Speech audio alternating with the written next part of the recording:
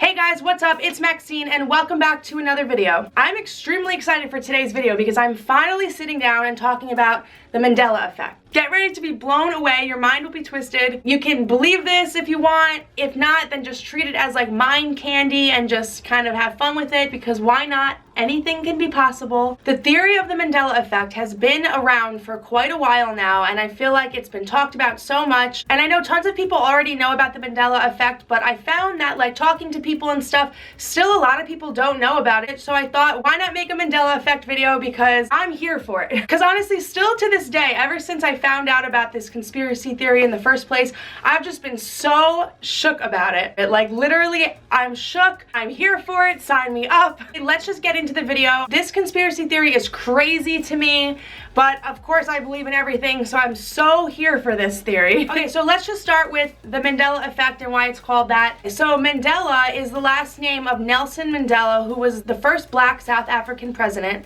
and he was really involved in civil rights, and at some point in his life he went to prison.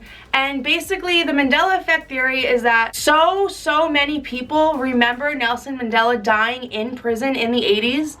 And it was published in books and it was all over the news. Like, so many people out there are just so like confused because they for sure thought Nelson Mandela died in prison, and now come to find out like years later that was never true. That never happened. He never died in prison in the 80s. He actually died 2013. I'm assuming when people found out he died in 2013, they were like, what the hell? Like, I thought he already died like in the 80s. Like, so that's where the Mandela Effect kind of came from. And yeah, that's exactly what it is. Basically, when a generation or generations of people remember things and events a certain way, but it was never that way. And then when you look back and try to research, try to find evidence and look back on like whatever you're trying to figure out because you're so confused, it's like what you remember has kind of been erased and like something else took its place. There's a lot of theories on why the Mandela Effect is a thing. This video is basically gonna be me just like telling you how shook I am about all these different like little Mandela effects, but this is basically where it all stems from. There's a lot of theories on why this is a thing and why the Mandela Effect is a thing. And some of the theories on why time travel, parallel universes, shifts like in the alternate realities, which I guess is the same thing as parallel universes. There's a handful of like crazy conspiracy theories, so I guess you kind of have to be like on board to those possibilities to be like all here for the Mandela Effect. But even if you don't believe in any of those crazy theories or whatever, when you find out about something specific that you thought was a certain way and then it just never was that way, it's like you can't help but be completely shocked and confused. And regardless if you believe in these crazy theories or not, it still is what it is when you believe a certain thing and then you're just like, what? It was never that way? But yeah, basically the butterfly effect is the time travel theory, which it's like thousands of years in the future if time travel becomes possible, which obviously I believe that it will become possible. Time travel, I think, will definitely be possible. And I know time travel can seem kind of crazy, but Einstein had the theory that all time is relative. Basically, he found that if you travel faster than the speed of light, then you're technically traveling in time. So thousands of years from now in the future, if they come out with machines and technology that makes time travel possible, that means that people are already able to travel in time now. If a time traveler comes back in time now and interacts with somebody and changes the events that took place that led to events happening in the future, if they change that original event, then obviously whatever was going to happen in the future, it altered it a little bit. As simple as interacting with somebody and maybe that person that you interacted with were supposed to meet somebody else, but because you stopped them in their tracks, they weren't able to meet that next person. Whatever events that were going to happen in the future with those two people changed because they never met each other. So it's like crazy little things like that happens. Like, that's basically the butterfly effect in the time travel theory, that if somebody comes back in time and changes one thing or alters one event, that things in the future are going to be different and it's going to change something. So like the Back to the Future movie, when something happens to one of the characters and then all of a sudden they're staring at the newspaper and what was supposed to happen, it like changes and something else happened. And so that's the theory of time travel. The other theory is parallel universes. And back in Y2K in the year 2000, the year was technically supposed to end, everybody was freaking out because they were afraid that all of the computer systems and all of the different companies around the world that handle everything were gonna crash because it was 1999 and all of the numbers were set in the 1990s, and obviously computers are all about numbers. So they thought that something was gonna happen and it wasn't gonna shift into the 2000s correctly, and things were gonna crash and companies were gonna friggin' blow up. No, I'm just kidding.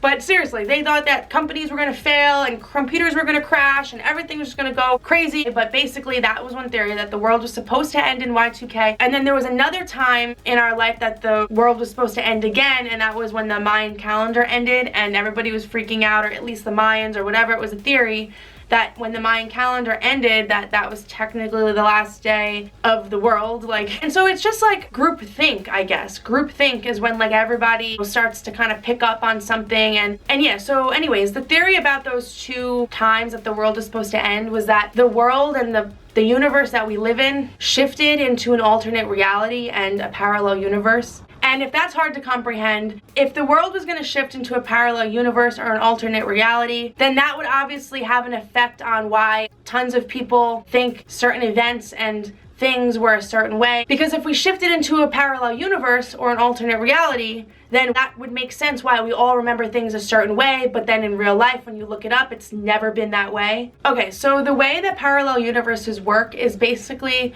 our world as we know it today is vibrating. I know that sounds weird, but it's vibrating at a specific frequency. And when the vibration and the frequency either speeds up or slows down, that's how you can distinguish different realities and parallel universes.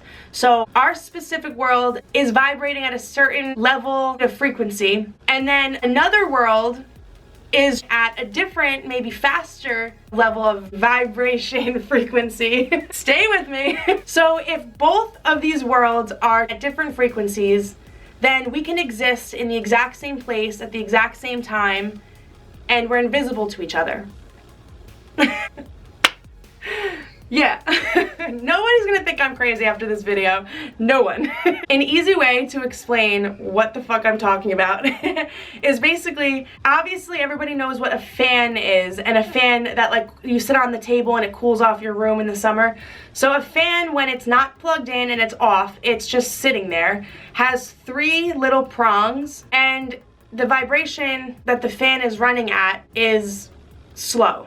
Like, it's off. It's not even running. So you see all 3 prongs perfectly clear. But when you turn the fan on and it speeds up really, really, really, really fast, those 3 prongs completely disappear. And you don't see them at all anymore. You don't see them as individual prongs. It just disappears. Both of those realities were existing at the exact same place at the exact same time. And that's like an example of what parallel universes and how they work. So that's kind of the theory of what actually happened the 2 times that the world was supposed to end, that we actually, Earth, like as a whole, shifted into a different dimension, another parallel universe, an alternate reality. That's that theory. I know it's pretty crazy to just even imagine in the first place that this could be possible, but like, I don't know, anything's possible, like, right? So like, the smartest people in the world, like Albert Einstein, so many other scientists and like geniuses in the world, believe that these theories are real. Yeah, so if you're still here and you don't think I'm completely crazy, then keep watching, because now I'm gonna be getting into the crazy ass theories that are just gonna freak you out and make you think, what the hell is going on?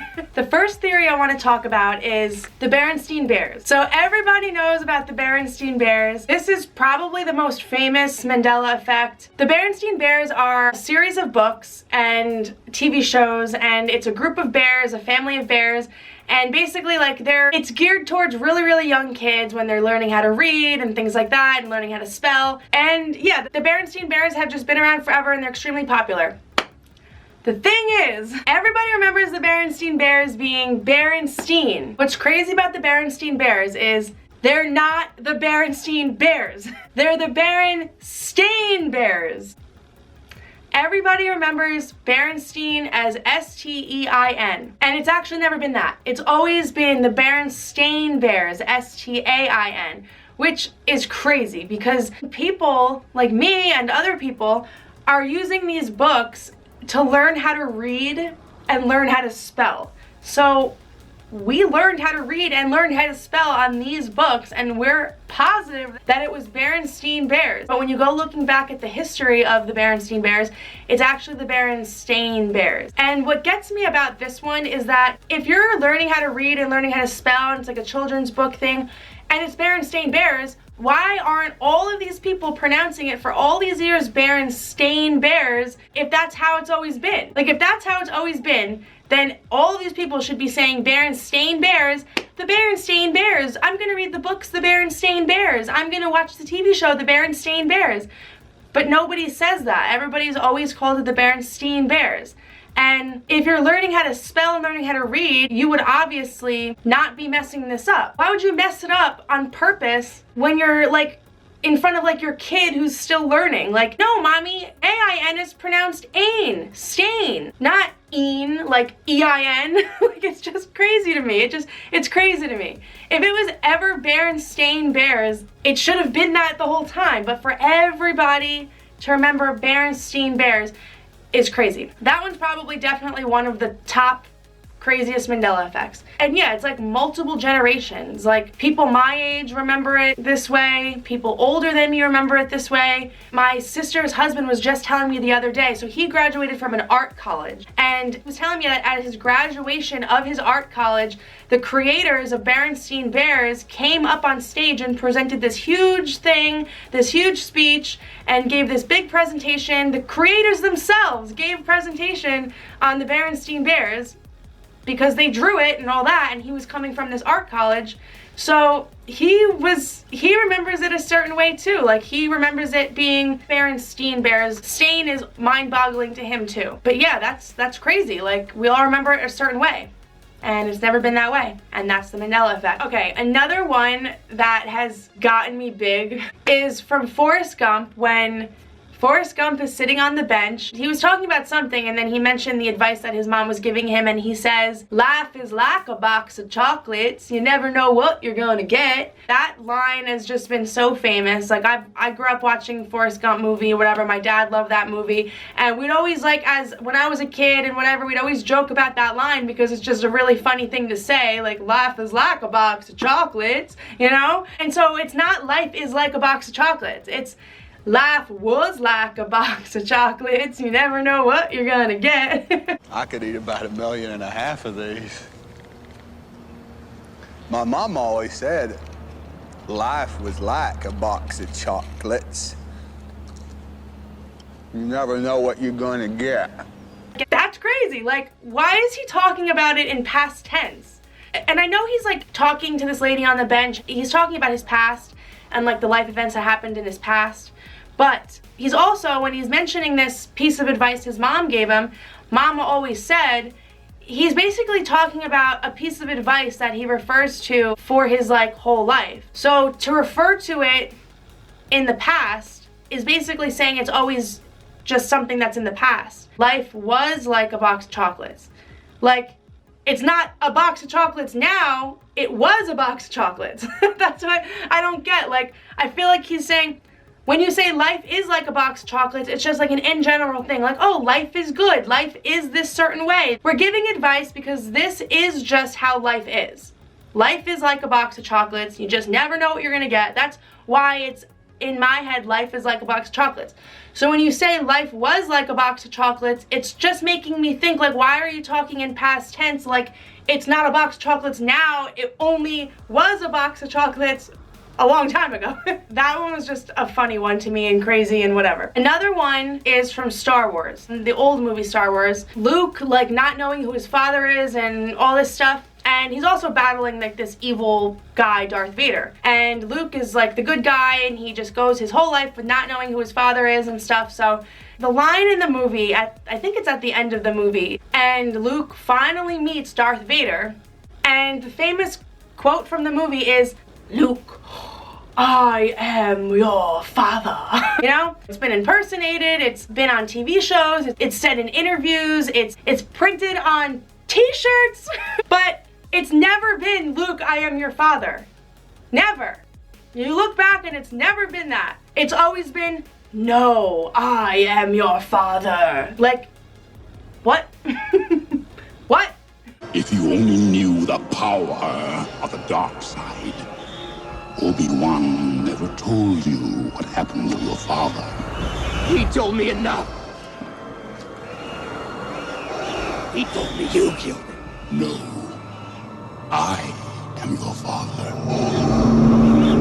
It's just crazy to me. Like, how do people get these things wrong? Like, that's why I'm saying I don't think they got it wrong. I think something happened in the past with all three of these Mandela effects that I've talked about so far. Something happened in the past that shifted the way things were supposed to be, and it changed in real life. We all remember it a certain way, but it's never been that way. Like, you research, the history of it has just never been that way, but we all remember it being specifically a certain way. I just don't get how people get these things wrong, like, especially me, because I love quoting movies. Like, that's just my thing. When I like a movie, I like listening to how characters like say certain things in the movie and impersonating the characters, like, just for fun and stuff. So I tend to remember quotes from movies. If I like the movie, like, I'll remember certain quotes from it and stuff because it's fun to reenact it, kind of. Like, it's just fun to say them, especially if you're watching the movie. Like, it becomes inside jokes and stuff, you know? That's one of the quotes. Same thing with the Forrest Gump quote that became kind of inside jokes of quotes. And it's like, if it was, "No, I am your father," then we would have made that the inside joke. It's funny, it's crazy, I'm shook. He told me you killed him. Luke, I am your father. That's right, I said Luke. I prefaced my statement by using your name, Luke. I didn't want there to be any confusion about whom I was talking to. I'm talking to you, Luke. Okay, so getting into Disney, the very first Disney princess is Snow White. And in the Snow White movie, the villain from the movie is the witch. I think it might be in like one of the first scenes. I honestly don't remember, but there's a scene in the movie that the evil witch villain looks into the mirror and she goes, "Mirror, mirror on the wall, who's the fairest one of all?" But it's never been, "Mirror, mirror on the wall, who's the fairest one of all." It's never been that. It's always been, "Magic mirror on the wall, who's the fairest one of all?" What? What wouldst thou know, my queen? Magic mirror on the wall, who is the fairest one of all? Magic mirror on the wall. Like, I never remember magic mirror. I always remember mirror, mirror. Like, it rhymes with itself. Like, mirror, mirror on the wall. It just sounds more fairy tale like and all that. Like, so to go back and rewatch it and she says, Magic mirror on the wall. It's just weird. Alright, so this next Mandela effect is from an old movie called Oliver. And I actually really used to like this movie as a kid. It's about this orphan boy who just goes through a lot of struggles in his life and stuff. And he ends up at this orphanage and he's starving and they're serving breakfast and every kid's supposed to just get one bowl of breakfast, but he's so hungry that when he's done with his food, he goes up to like the main guy who's serving the food, the guy who's like in charge of everything, and he goes, this is how I always remember it. I always remember Oliver to be this really shy, scared kind of kid because he is an orphan, but he's always been like super polite. So I remember Oliver Twist going up to this guy and asking for more food, but he goes, "Please, sir, can I have some more?" Or some people remember it, "Please, sir, may I have some more?" I don't remember "may I have some more." I remember, "Please, sir, can I have some more?" Because he's polite. He's asking in a way that has manners, but it's never been that way. If you look back at the movie, he says, "Please, sir, I want some more." He's just saying he wants it. He's not asking if he can have it, which in the real movie, I always remembered him asking because he's polite and he has manners, and I just always was like, oh, he's so nice. Why is this guy so mean? Like, the guy replies back to him, "What? You want more?" You know, so I always just in the real movie remember him being like, why is he so mean? Like, that kid just asks so nice and polite and kind. But in the real movie, he still asks nice and kind and stuff, but he's kind of more just stating what he wants. Like, "Please, sir, I want some more," and he acts scared and stuff, but I always remember, "Can I have some more?" Because he's asking, but it's never been that way. So that's a crazy one to me also. All right, another example is the Mona Lisa. The Mona Lisa is a very, very famous painting. She's just in the painting with like a very small expression on her face. I think the famous thing from the Mona Lisa is like the Mona Lisa smile, because she's not smiling. It's almost like she's frowning. She's like, there's not really an expression in her face. She's just this like plain Jane kind of woman, and she's just there. Mandela Effect is basically like, if you look back at the original painting, it's not as expressionless as we once remembered. She has almost like this little smirk on her now, like her mouth is like on the corners, like kind of raised a little bit up more, like it's like she's smiling, like she's even smiling like in her eyes and everything. I just always remembered her having an expression on her face that was just more serious, I guess. That was a crazy one to me too. If you look at the side-by-side picture, like that was pretty great. I have another one from Star Wars, and his name is C-3PO, and he's this robot kind of guy in Star Wars, and he's all gold.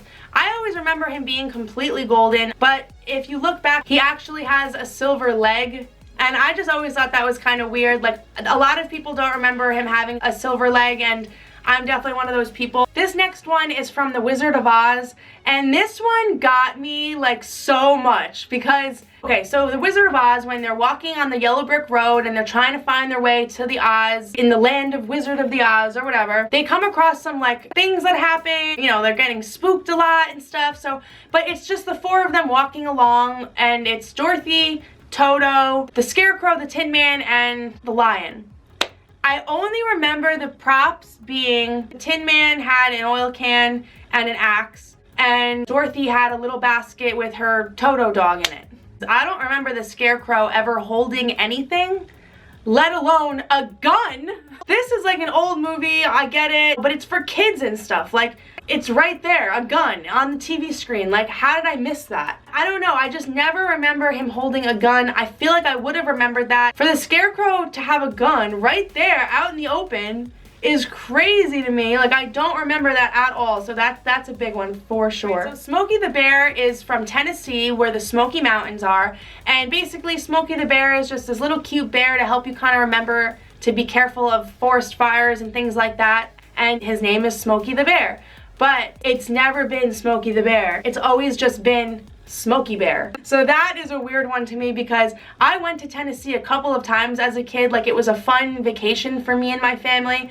We went to Pigeon Forge and Gatlinburg, and we hiked up the Smoky Mountains and everything. You know, as a little kid, Smokey the Bear was kind of like cute. Like, I always grew up loving animals and stuffed animals and all of that. Like, I would have remembered the name Smokey Bear. Why would you call it Smokey the Bear if it was just Smokey Bear? Like, oh, cute little Smokey Bear. Like, why would you say, like, it's a cute name, like, Smokey Bear? Like, that's a cute name enough as it is. That was just always what it was called, Smokey the Bear, but it's never been Smokey the Bear. It's always just been Smokey Bear. Okay, so this next Mandela Effect it's about the TV show that is all revolved around this group of friends, women that live in the city, right?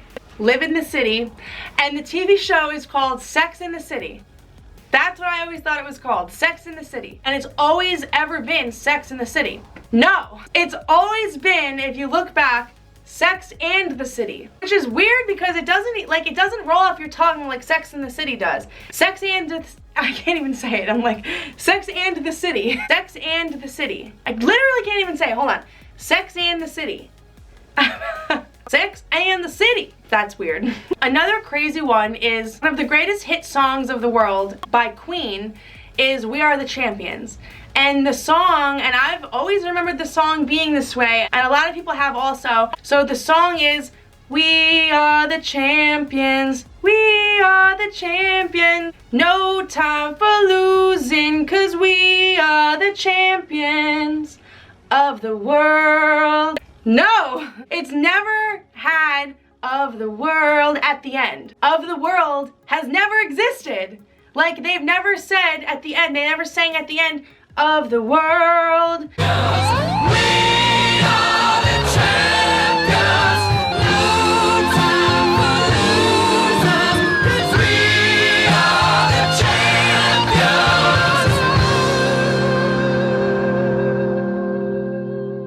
Yeah, a lot of people remember that being at the end, including me. Like, that's huge. I remember it ending of the world, and it's never been that way. So the last Mandela effect I'm going to talk about is the product called whiteout. We all remember whiteout as kids, and whiteout was used to correct yourself when you're writing on paper and you mess up and you're using pen and you can't erase pen. So instead of just like throwing the whole piece of paper out, you take your little whiteout and you paint on top of the words that you messed up, and you let it dry, and then you write on top of it. Bringing us back to when you're a kid in school, you're learning how to write and spell as a kid. So whiteout is a tool that you use to correct yourself when you misspell something or when you mess something up. So, with that being said, whiteout, I always thought spelt white, like the color white. W-H-I-T-E, whiteout. No, it's never been spelled whiteout like the color white, W-H-I-T-E. It's always been whiteout. W-I-T-E. Like, what? No. Here we go again. Like, friggin', here we go again. Why would a company who's geared towards correcting spelling and things that are wrong be called whiteout? W-I-T-E, when the color of it is white and it's misspelled. I just don't get that. It's just so weird. Like, who went back in time or whatever happened and what event got messed up for you to think it was okay to call whiteout whiteout. Whatever. But I'm glad I finally came out with a Mandela Effect video, and it's a conspiracy theory that will definitely always get me. I'm sure so many more will come up in the future. It's just crazy. Like, I can't even explain it more how crazy it is to like remember something to be a specific way and it's just never been that way, and it's just like, well, too bad, you remembered it wrong. Too bad. It's insane. Like, but then again, for so many people to remember things certain ways is like kind of proof that it was that certain way, that we are remembering things correctly, and things have just shifted, and maybe we did shift into a parallel universe, alternate reality, and maybe we're not crazy. Or maybe we are. Things are just weird. Whatever. Yeah, so that's my video on the conspiracy theory, the Mandela Effect. Definitely leave me a comment below telling me which theory was your favorite and which theory shook you the most. Definitely subscribe to my channel if you want to see future videos. I'm definitely going to come out with another Mandela Effect video in the future. Give this video a thumbs up if you liked it. Follow me on Instagram. It's @MaxineGlynn. And thanks so much for watching. See you guys in the next video. Oh, so give me your all. I'll take it to Mars. Oh, I'll stick like glue inside your mind. Just watch me breaking.